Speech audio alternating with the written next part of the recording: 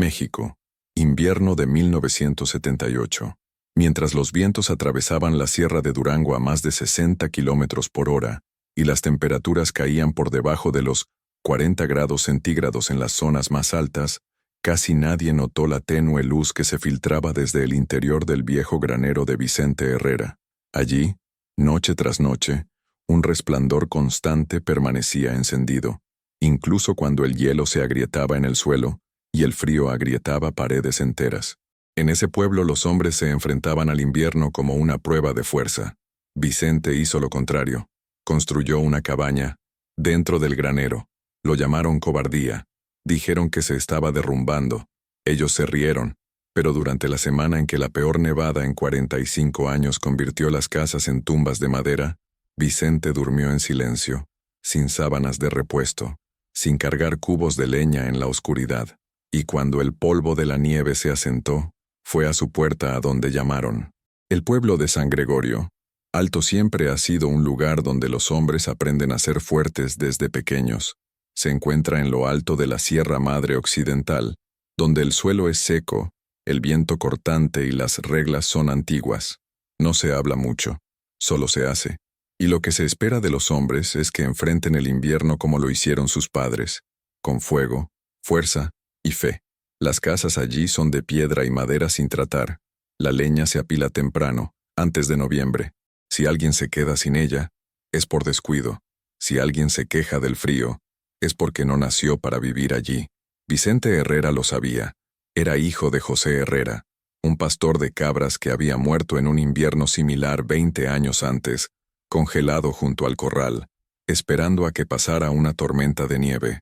Vicente tenía 42 años. Su barba rala ya estaba canosa, y cargaba sobre sus hombros los mismos silencios que su padre. Pero había una diferencia. Vicente era observador. Cuando cortaba leña, medía. Cuando atendía la estufa, tomaba notas. Cuando el frío empezó a cambiar el olor del viento, no solo cerraba las ventanas, sino que contaba los minutos hasta que la casa perdía el calor. Había servido un tiempo en la Armada de México, en las unidades de apoyo en construcción. Aprendió a sellar grietas y a proteger el equipo del hielo, pero a nadie allí le importaba mucho. Lo que importaba era, San Gregorio era, cuestión de soportarlo. Y lo que hizo Vicente en noviembre de 1977 no parecía resistencia, parecía rendición. El viejo granero familiar, heredado de su abuelo, estaba prácticamente vacío desde la desaparición de las cabras. Vicente pasaba días dentro, cargando herramientas, leña y barriles. Nadie sabía qué estaba construyendo.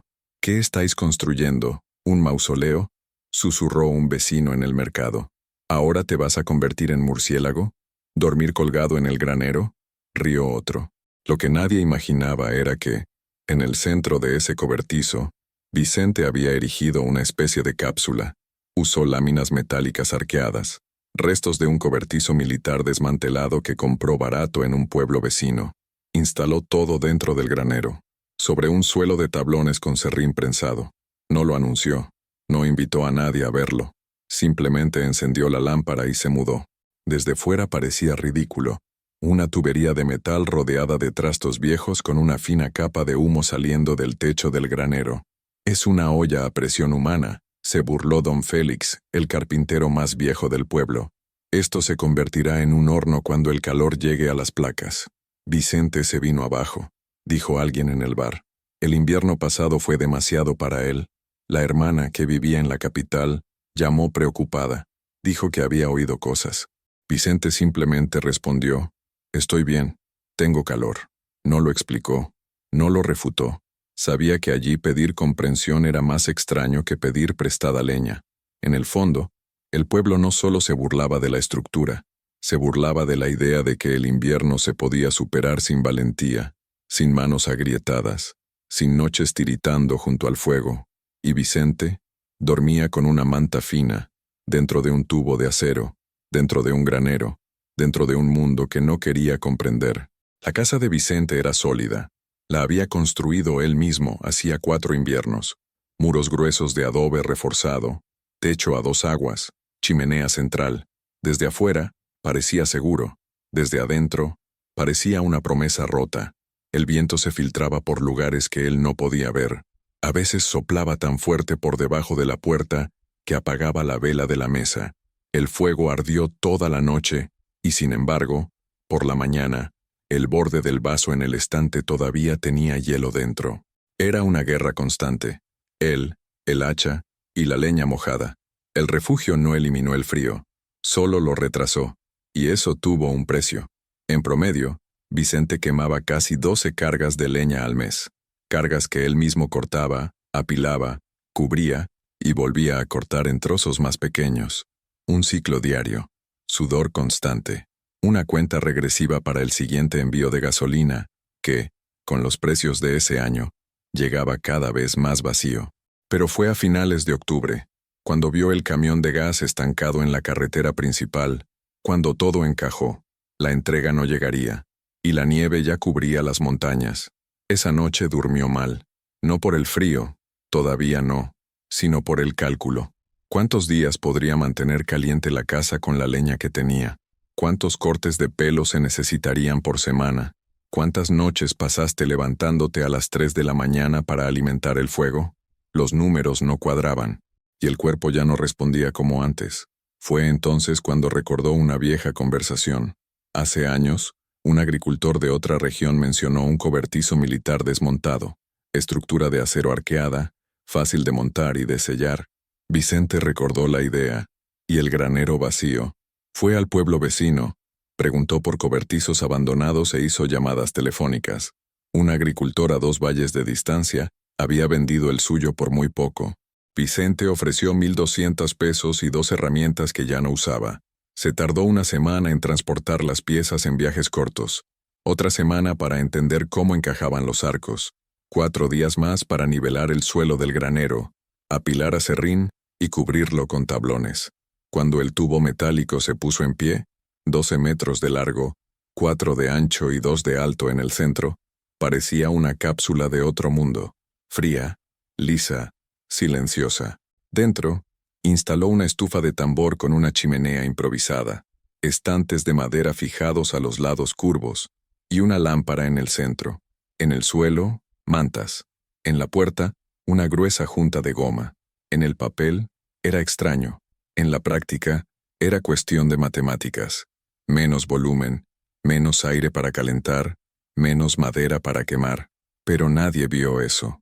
Lo que vieron los vecinos fue a un hombre aislándose, abandonando una casa sólida para dormir dentro de una estructura de hierro que parecía un silo de maíz. Se va a asar desde dentro, se va a congelar, te despertarás muerto con el techo goteando sobre ti. Eso no es una casa, es un escondite. Vicente no respondió. Hizo una prueba la primera noche. Entró con el termómetro de su padre. La temperatura afuera era de 15 de grano. Dentro del granero, de 5 de gramo. Dentro de la cápsula, 9 gramos sobre cero, y subiendo. El silencio dentro era absoluto.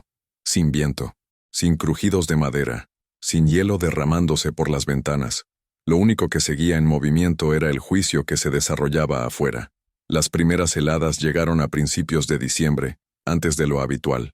El frío descendió de las montañas como una advertencia, esparciendo cristales en las ventanas antes del amanecer. Vicente ya llevaba casi 3 semanas viviendo en el granero. Las bromas continuaron. En el mercado una señora comentó con tristeza. El pobre se encerró en el tambor. Ya ni siquiera puede encender la chimenea. Y el tendero respondió en voz baja. ¿Es para escapar del frío o para escapar de ti mismo? Pero el tambor funcionó. Vicente amaneció sin hielo en las pestañas. Dormí con el fuego apagándose lentamente, sin necesidad de levantarme en mitad de la noche. Y lo más impresionante, usaba la mitad de leña, a veces incluso menos. Toda la leña estaba apilada dentro del granero. Se secaba rápidamente, protegida de la nieve. No había madera húmeda chisporroteando en la llama. El pequeño tambor se calentaba rápidamente. El calor quedaba atrapado, como en un horno de barro. Medía la temperatura cada 4 horas y la anotaba. Dentro de la cápsula, 16, 18 o 20 prine, siempre estables. Pero la estructura tenía sus limitaciones.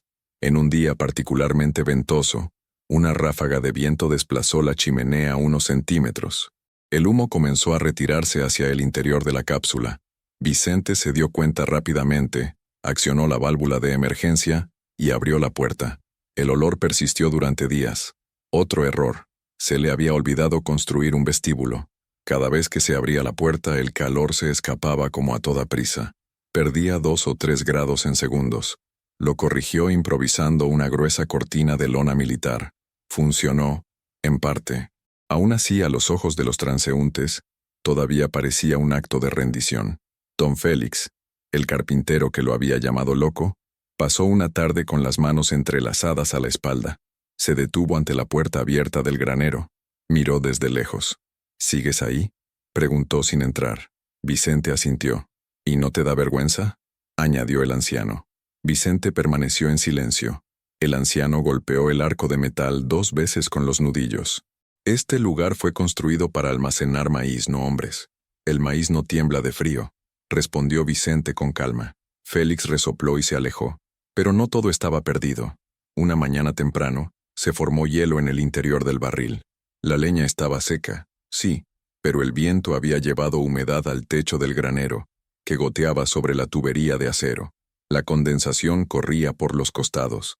Vicente se despertó con gotas frías en el cuello. Fue entonces cuando se dio cuenta de que simplemente calentar no era suficiente. Necesitaba aislarme. A la mañana siguiente, subió solo al tejado del granero y reforzó los paneles con cera y serrín. Hizo pequeñas cuñas para desviar el agua de la cápsula. Instaló un toldo improvisado con lona vieja, suspendido con alambres. El frío persistió, pero la cápsula no cedió. Era como si el metal, una vez ridiculizado, ahora se convirtiera en una pared. Pero nadie vio, nadie preguntó. Simplemente observaban desde la distancia, como si esperaran el día en que todo se derrumbara. Una grieta, un incendio, una congelación silenciosa. Vicente estaba siguiéndolo. Una pequeña fogata, calor preciso, silencio absoluto. Aquí es donde la tensión alcanza un nuevo nivel. Llega la fuerte nevada. Un tercero corre un verdadero peligro. Lo que parecía una locura, se convierte ahora en la única estructura viable de toda la región. Vicente debe tomar una decisión difícil, sin discursos ni alardes. Todo se hace con acciones, y el respeto empieza a cambiar.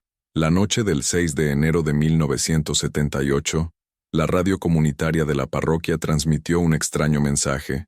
Se aproxima una tormenta del norte, bajada drástica de la temperatura. Quédense en casa. Nadie le prestó mucha atención.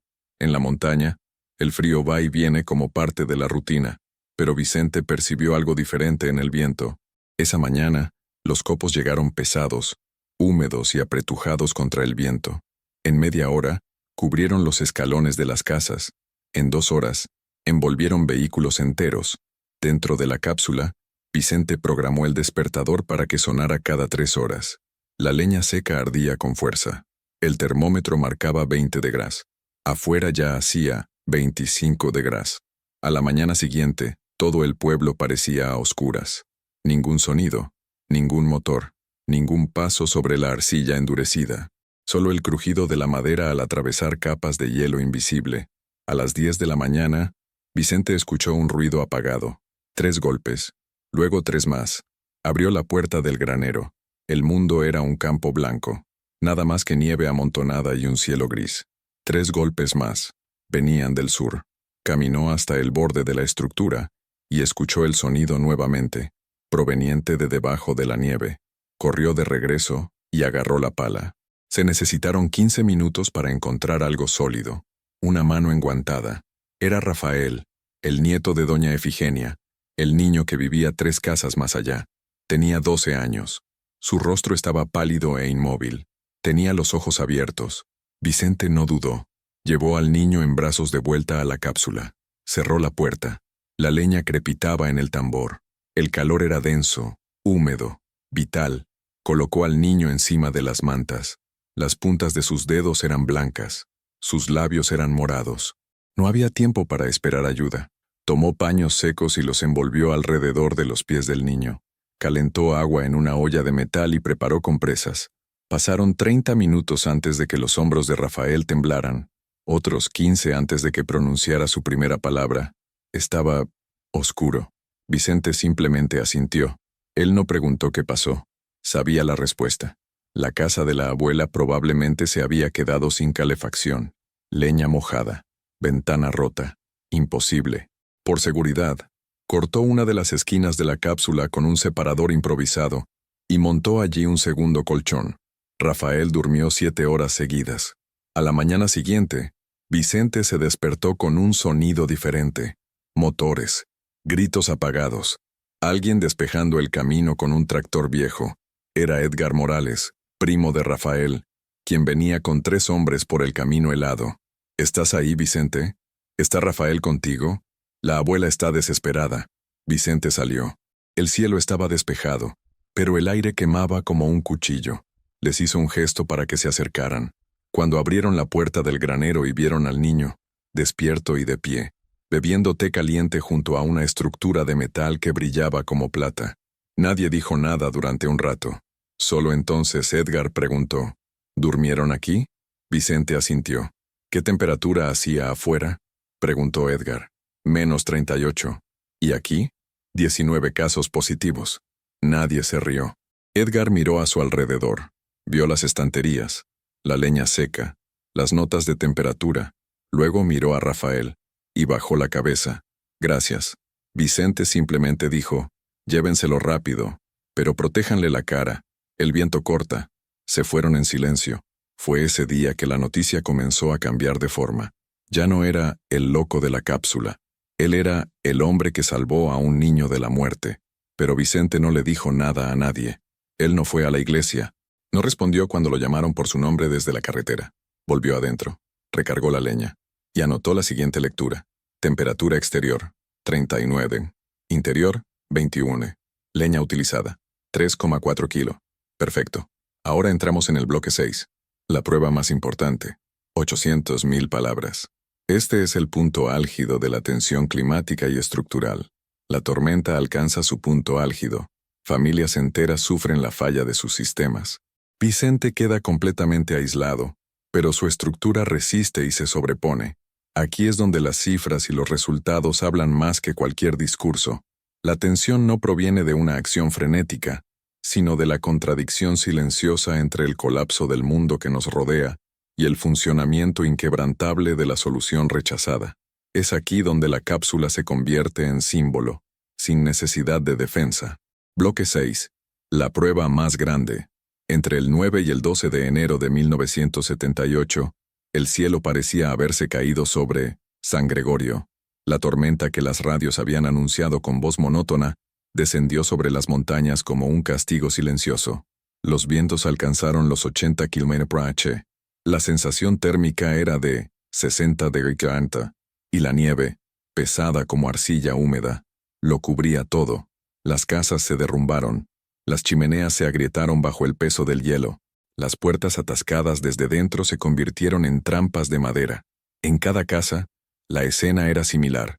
Estufas que se apagaban lentamente, mantas apiladas, niños durmiendo completamente vestidos, familias rezando por un alivio que nunca llegó al día siguiente. Vicente no sabía todo eso. No vi nada más que blanco y silencio, pero lo sentí. Dentro de la cápsula, el mundo era diferente. El tambor metálico emitía un calor constante, seco y silencioso. La leña, cortada con precisión, ardió por completo. No había humo que se alejara, no había viento susurrando entre las grietas. Solo un calor denso y omnipresente envolvía el cuerpo como un capullo. La estructura interna mantenía una temperatura de 22 grados centígrados, incluso cuando el cristal de la lámpara exterior crujía de frío. Vicente dormía en ciclos enteros. Me despertaba sin ningún dolor en los dedos. No había necesidad de apresurarse. No había necesidad de decidir. Solo hay que medir, llenar el bidón y esperar.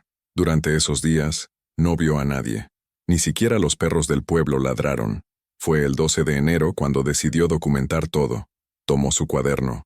Cada 4 horas anotaba. 06 horas. Ext. 43 de int. 18 de leña. 2,5 kilo en 10 horas. Ext. 47 de int. 21 horas. Leña. 2,2 kilo 14. Exterior. 45 de interior. 23 de leña. 2,7 kilo 18. Exterior. 41 de interior. 20 de leña. 2,3 kilo 22. Exterior. 39 de interior. 19.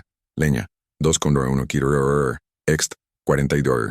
Int, 18. Leña, 2,4 kg. No hubo fluctuaciones. No hubo picos de consumo. Estaba estable. Matemático. Pero el verdadero impacto de esa cápsula no estuvo en los números. Yo estaba consciente de lo que estaba sucediendo afuera. Edson Bravo, vecino 3 casas al norte, usaba una estufa de leña de hierro fundido. Su techo se derrumbó. La familia pasó 2 noches en el suelo de la cocina, compartiendo una manta con su perro. Leña mojada, calor débil, frío filtrándose por debajo de la puerta. Elena Lira, viuda, perdió la ventana trasera. Un bloque de hielo rompió el cristal. Lo selló con un paño húmedo. La humedad se congeló en segundos. Durmió con la cabeza cubierta, pero despertó con las mejillas agrietadas. El matrimonio Moreira, con 3 hijos, intentó refugiarse en su coche. Condujeron 100 metros, hasta que el motor se congeló. Regresaron a rastras por el invisible sendero de nieve. Su hijo mediano, Leo, sufrió congelación en el pie izquierdo. Todos pensaron lo mismo en algún momento antes de irse a dormir. Tal vez el dueño del granero no estaba tan equivocado después de todo. El 15 de enero salió el sol, pero era un sol mentiroso, débil, distante, casi cruel.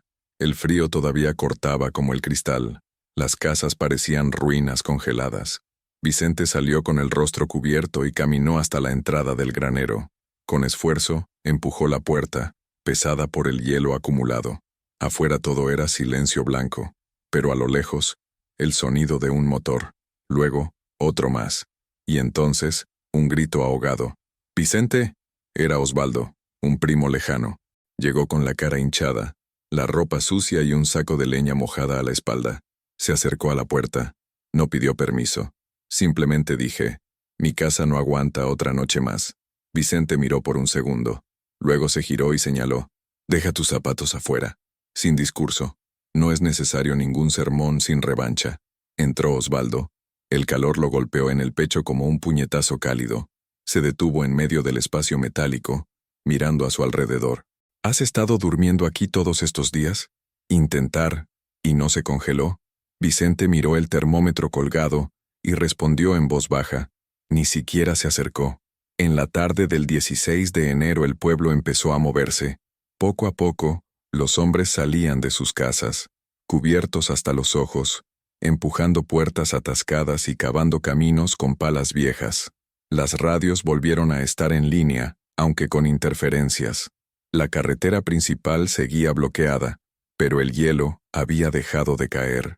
El silencio que prevalecía, San Gregorio estaba empezando a dar paso a algo más difícil de afrontar. El daño, chimeneas destruidas, paredes abultadas por el agua congelada, camiones cubiertos hasta los espejos retrovisores, familias enteras con profundas ojeras, dedos quemados por el frío, muebles quemados en hogueras improvisadas. Fue en este contexto que don Félix, el mismo carpintero que había golpeado 2 veces la cápsula y se había reído de la casa de las sardinas, apareció a la entrada del granero. No dije, «Buenos días». Yo tampoco me equivoqué. Se quedó allí parado, sosteniendo una lata de café aplastada. Dentro, restos de leña.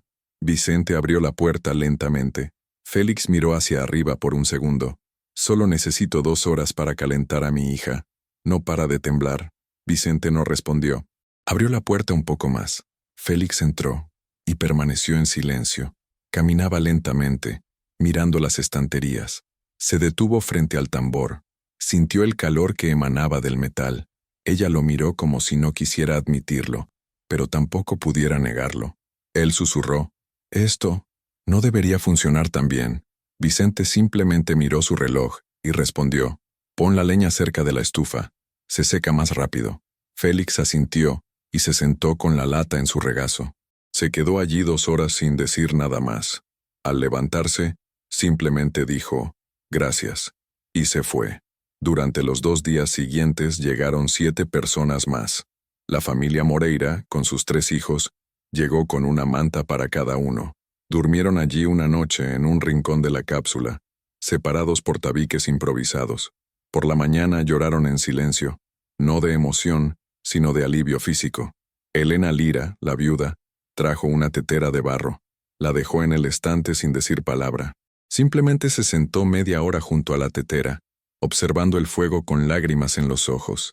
Y entonces, el día 20, llegó Paulino Díaz, el hombre que meses antes había dicho en el bar: un hombre de verdad se enfrenta al invierno. No se esconde. Tenía los dedos vendados, llevaba 2 capas de calcetines y su cara estaba marcada con grietas. Él entró, se detuvo en medio del granero, se quedó mirando a Vicente durante varios largos segundos. Entonces dijo con voz ronca: la casa no tiene arreglo, lo único que tengo es madera mojada. Vicente se quitó lentamente el sombrero. ¿Cuántos están contigo? Yo, mi esposa y mi nieta. Cabe todo mundo. Paulino asintió. Antes de entrar, miró la cápsula y dijo: parece algo de otro mundo, pero es lo único que funcionó. Vicente no respondió. Esa noche, compartió la cápsula con otras 4 personas. Dejó que cada uno durmiera cerca del calor. Se turnaban para llevar las cargas de leña. Tomó nota de las cifras de consumo. Él controlaba la apertura de las puertas. Todo con precisión. Nadie habló del pasado. Sobre la risa. Respecto a los comentarios del mercado. La cápsula transformó todo en un silencio práctico. No había lugar para la vanidad allí. Solo para calentarse y sobrevivir. Cuando finalmente se abrió la carretera, 5 días después, llegaron vehículos del gobierno con suministros, gasolina y mantas. Pero nadie fue directamente al centro comunitario. Fueron al granero. El inspector regional entró con un portapapeles en la mano. Recorrió la cápsula. Midió. Tomó fotografías. ¿Qué grado tiene? Entre 18 y 22, utilizando de 3 a 4 kiloras de leña por ciclo. ¿Cuántas personas han dormido aquí? 8, como máximo. Consumo total desde el inicio de la tormenta, 112 kilos. El inspector tomó notas. Luego preguntó: ¿lo diseñaste tú mismo? Vicente miró el tambor, el techo de hierro, el suelo improvisado. No, solo corregí los errores que cometí. El hombre asintió, y él dijo: documentemos esto. Quizás otros puedan usar esta idea. Vicente asintió, pero él no sonrió. Pasemos ahora al bloque 8, consecuencias y legado. 500-700 palabras. Aquí, la cápsula construida por Vicente trasciende la supervivencia inmediata y se convierte en un hito silencioso. No hay estatuas, no hay homenajes públicos, pero hay un cambio de comportamiento, réplicas del modelo y un nuevo respeto, nunca declarado, pero sólido. Vicente sigue siendo el mismo. El mundo que nos rodea, no.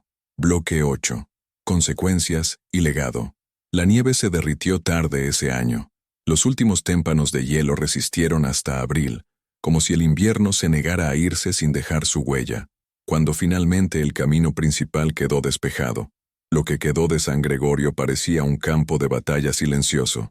Casas remendadas con tablones improvisados, ventanas cubiertas con lonas, montones de muebles quemados apresuradamente en hogueras nocturnas, y en el centro del valle, un viejo granero con una cápsula de plata en el medio, intacta, inmóvil, todavía con humo saliendo del tambor. Ya nadie se reía de ella. Lo que comenzó como una broma, se convirtió en una curiosidad, luego pasó al respeto, y por último, la inspiración.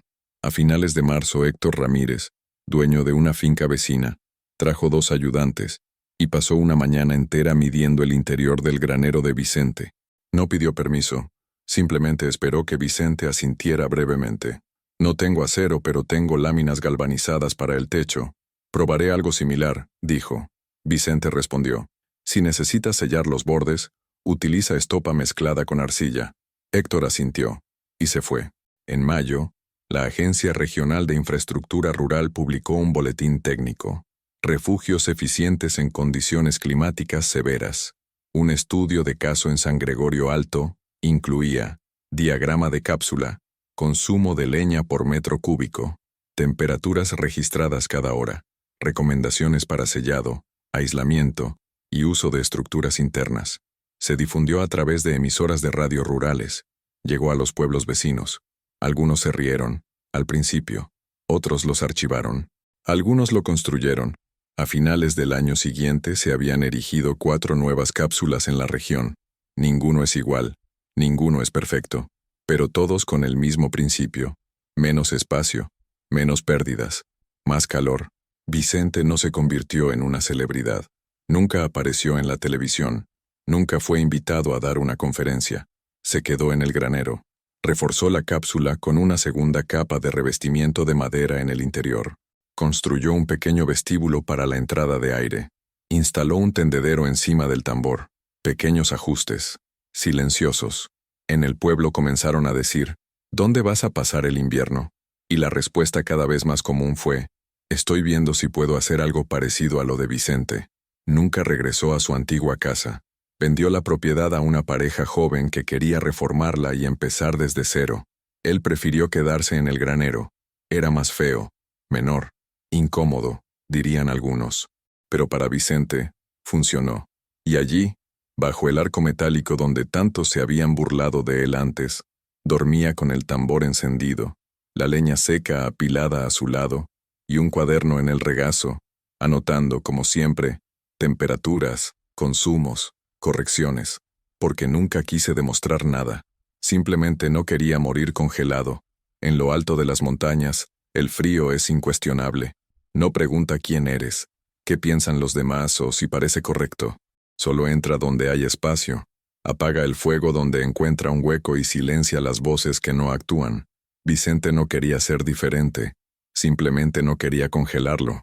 Y a veces, al final, ¿qué separa lo ridículo de lo brillante? Es solo el tiempo que tarda alguien en llamar a tu puerta.